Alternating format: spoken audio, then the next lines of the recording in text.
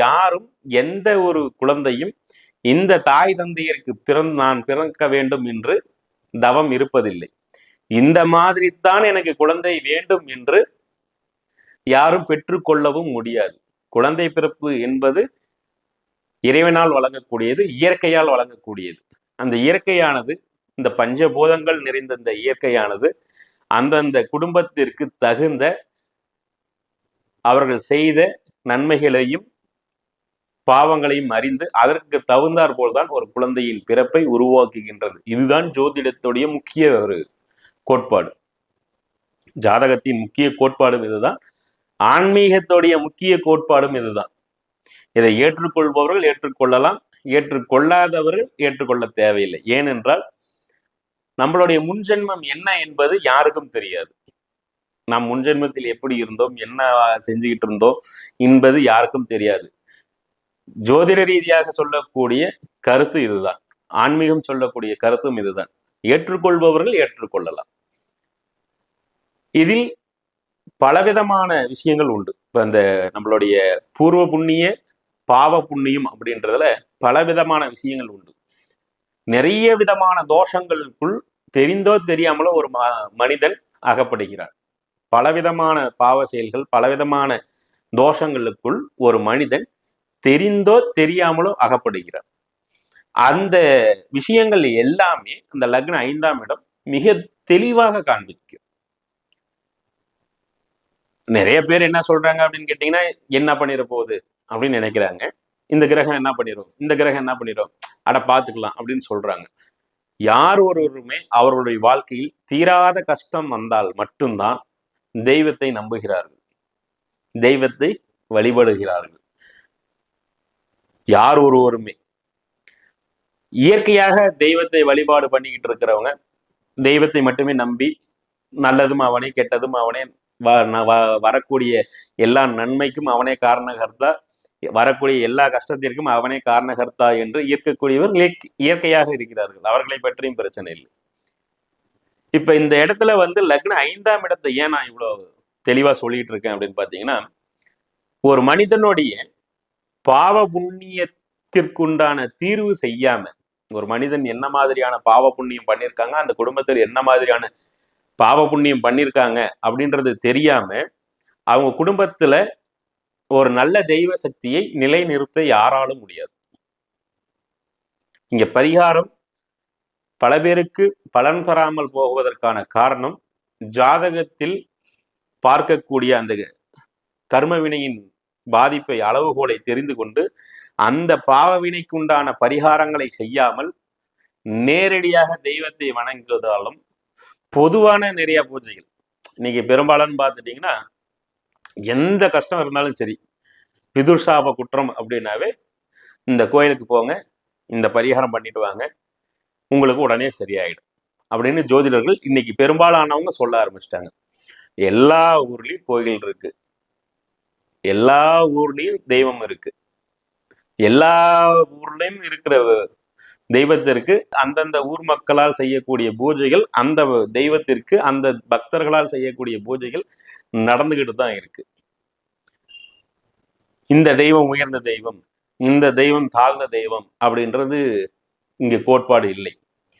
நம்மளுடைய தெய்வ வழிபாட்டுல கிராம தேவதைகள்னு சொல்லக்கூடிய வழிபாடுகளும், அடுத்ததாக பெரிய பெரிய ஆலயங்கள் வைத்து வழிபடக்கூடிய சிவாலயங்கள், பெருமாள் வைணவ சார்ந்த ஆலயங்கள், அது போல பல ஆலயங்கள் இருக்கு. இதுல வந்து நம்மளுடைய இந்து தர்மத்துல, நம்மளுடைய தமிழ் உலக பகுதிகளில் எல்லை தெய்வங்கள், கிராம தெய்வங்கள் மிக அதிகமாக இருக்குது. நம்மளுடைய தெய்வ வழிபாடு மிகவும் பழமையானது. ஆதி காலத்தில் நடுகள் வழிபாட்டுல இருந்து நீங்க வந்தாதான் அந்த குலதெய்வத்துடைய வழிபாடுடைய தன்மையை நீங்கள் புரிந்து கொள்ள முடியும். நம்மளோட முன்னோர்கள் தான் குலதெய்வமாக பாதி இடத்துல வருவாங்க. நிறைய இடத்துல குலதெய்வங்களை அவங்க உருவாக்கி வச்சுட்டு போயிருப்பாங்க. இந்த லக்ன 5ஆம் இடம் அப்படின்றது மிக அதிகமான அளவுக்கு பாதிக்கும் போது, இந்த தெய்வங்களை நீங்க எவ்வளவு வழிபாடு பண்ணாலும் அந்த பாவம் தீராமல் அந்த தெய்வம் சுபபலனை தராம தடைபட்டு நிற்கிது. இதற்கான காரணங்கள் என்ன என்பதை என்னுடைய அனுபவ ஆராய்ச்சியில ரொம்ப அதிகமா நான் அதை ஆராய்ச்சி செய்து பார்க்கும் பொழுது, ஒரு ஓட்டப்பானையில தண்ணி எவ்வளவு ஊத்தினாலும் அந்த ஓட்டை இருக்கிற வரைக்கும் அந்த தண்ணி எல்லாம் வீணா போய்கிட்டு தான் இருக்கும். ஒரு பானையில தண்ணி வேணுன்ற அளவுக்கு நம்ம நிரப்பி வச்சு நம்மளுடைய தாகத்திற்கு வேணுன்றப்ப நம்ம மொண்டு குடிக்கணும் அப்படின்னா அந்த பானை முதல்ல பின்னம் இல்லாம இருக்கணும். இதை தான் நான் என்னுடைய அனுபவத்துல நான் புரிஞ்சுக்கிட்டேன். இது என்ன நீங்க சொல்றீங்க புதுசா இருக்கு, ஓட்டப்பானையில தண்ணி நிக்காது, அது யாருக்கு தான் தெரியாது, நீங்க என்ன புதுசா சொல்றீங்க அப்படின்னு நீங்க கேட்கலாம். ஒரு சில குடும்பங்களில் அதிகமான பாதிப்புகளும் அதிகமான குறைகளும் செய்வனையினாலோ எதிர்மறை சக்திகளாலோ அல்லது பாவங்கள் மூலியமா வரக்கூடிய தோஷங்கள்னாலோ இருக்கக்கூடிய பாதிப்புகள் ஒரு குடும்பத்துல மிக அதிகமாக இருந்தால், ஒரு குடும்பத்தில் செய்வினை பாதிப்பு, கிரக ரீதியாக வரக்கூடிய அதிகமான பாதிப்புகள், பிதுர் சாபங்கள், முன்னோர்கள் செய்த பாவங்களினால் வரக்கூடிய தோஷங்கள், இது போன்ற எந்த பாதிப்பு ஒருவருடைய குடும்பத்தில் இருந்தாலும் அந்த பாதிப்புக்குன்னு ஒரு நிவர்த்தி இருக்கும். அந்த நிவர்த்தியை செய்துட்டு குலதெய்வத்தை முறையா வழிபாடு பண்ணி குலதெய்வத்தை கூட்டிட்டு வீட்டுல முதல்ல உட்கார வைக்கணும். உதாரணத்துக்கு மகாபாரதத்தில் பாண்டவர்கள் ஜெயிப்பதற்கு கிருஷ்ண பரமாத்மா தான் முக்கிய காரணமாக இருந்தார். ஏன்னா சகுனின்ற சூழ்ச்சிக்காரங்கிட்ட கிருஷ்ணனுடைய சூழ்ச்சி தான் ஜெயிக்க முடியும் அப்படின்றது நியதி. கிருஷ்ணனும் சூழ்ச்சி செய்துதான் ஒவ்வொரு செயலையும் செய்துக்கிட்டு வந்திருப்பார். தெய்வங்களும் இங்கு சூழ்ச்சிகளை செய்கின்றன. இதுதான் நம்மளுடைய மதம் நமக்கு சொல்லியிருக்கு. அதுல நன்மைக்கு சூழ்ச்சி செய்பவனும் தீமை செய்வதற்கு சூழ்ச்சி செய்பவனும் தான் யார் அப்படின்றத நம்ம பார்க்கணும். இப்ப மகாபாரதத்துல கிருஷ்ண பரமாத்மா கூட இருந்ததுனால மட்டுமே பாண்டவர்களால ஜெயிக்க முடிந்ததாக சொல்லப்படுகின்றது. அந்த மகாபாரதத்துல கிருஷ்ண பரமாத்மா ஒரு பஞ்சபாண்டவர்களுக்கு எப்படி துணை புரிந்தாரோ அதுபோல நம்மளுடைய வாழ்க்கையில நமக்கு துணை வேண்டும். நாம எல்லாரும் கூப்பிட்டாலும் கிருஷ்ணர் வருவார்னா வருவார், இல்லை என்று சொல்லவில்லை. ஆனால் குலதெய்வங்களுக்கு முக்கிய பங்கு உண்டு. ஏனென்றால் குலதெய்வம் என்பது அந்த குடும்பத்தின் சுய தேவைகளை பூர்த்தி செய்வதற்காக மட்டுமே உருவாக்கப்பட்டது. இப்ப தஞ்சை பெரிய கோயில் ராஜாக்களால் கட்டப்பட்டது. திருவண்ணாமலை அண்ணாமலையார் ஆலயம் அது சில மன்னர்களால் அதுவும் கட்டப்பட்டது. பொதுமக்களின் தேவைகளுக்காக எல்லா மக்களும் பயன்பெற வேண்டும் என்று உருவாக்கப்பட்டதாக இருக்கின்றது.